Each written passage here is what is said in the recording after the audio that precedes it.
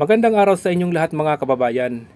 Ngayong araw naman ay update natin tong MRT7 Station and Depot na matatagpuan lamang ito sa tabi nitong Lamisa Dam. At ngayong araw nga ipapakita ko sa inyo yung mga latest update or mga pagbabago dito nga sa itinatayo nilang station and depot nitong MRT7. So, nandito tayo sa kahabaan nitong Quirino Avenue. Yung nasa kanan natin, dyan matatagpuan naman yung Lamisa Dam. At dito nga sa area na to, yung mga column, halos kompleto na hanggang doon na sa harapan nitong depot, nitong MRT7. At kasalukuyan nga naman na ginagawa na naman nila yung mga coping beam hanggang doon sa harapan nitong station nitong MRT7 and Depot. Pero siyempre mga kababayan, huwag niyo pong kalimutang mag-like, share at mag-subscribe sa ating YouTube channel. So nandito na tayo sa itinatayong station and depot nitong MRT7. Panoorin na po natin mga kabayan kung ano na nga ba yung mga latest update o mga bagong kaganapan dito sa itinatayong depot nitong MRT7.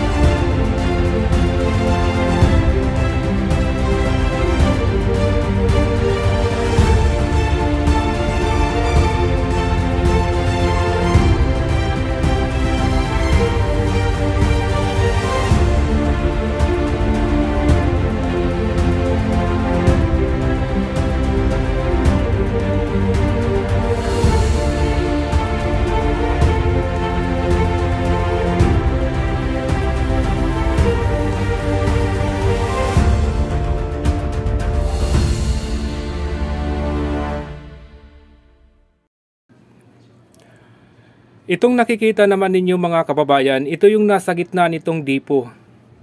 Tapos doon sa kabilang side may building na silang naitayo at nilagyan na nga nila ng waterproof yung rooftop. So lalapitan natin para medyo naman malinaw.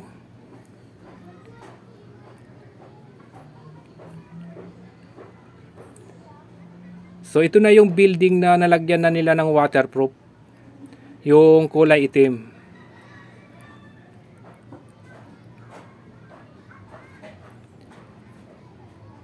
Tapos dito naman sa kabilang side may building na rin na itinatayo sila. Ito yung malapit na dito sa kalsada. So ayan mga kababayan. Bali building din yan.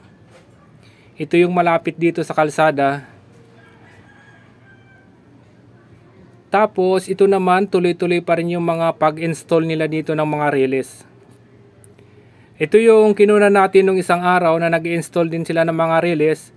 So ngayon, hindi pa rin tapos. Tuloy-tuloy pa rin yung mga pag-install nila ng mga release.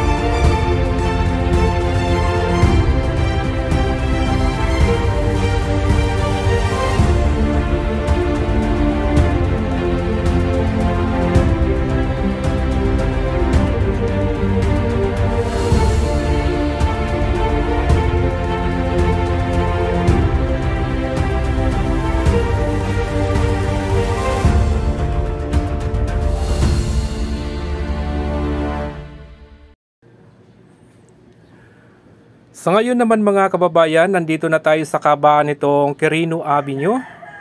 Ito yung galing ng MRT7 Depot patungo na ng SM Fairview. So dito makikita natin na yung release nitong MRT7, lumiko siya, hindi siya sumunod sa kalsada. Yung nasa kaliwa natin, yan na yung Lamesa Dam. Pagpatungo na tayo ng Fairview. So ayan mga kababayan, maraming salamat ulit sa inyo. At maraming salamat din sa patuloy na pagsuporta sa ating YouTube channel.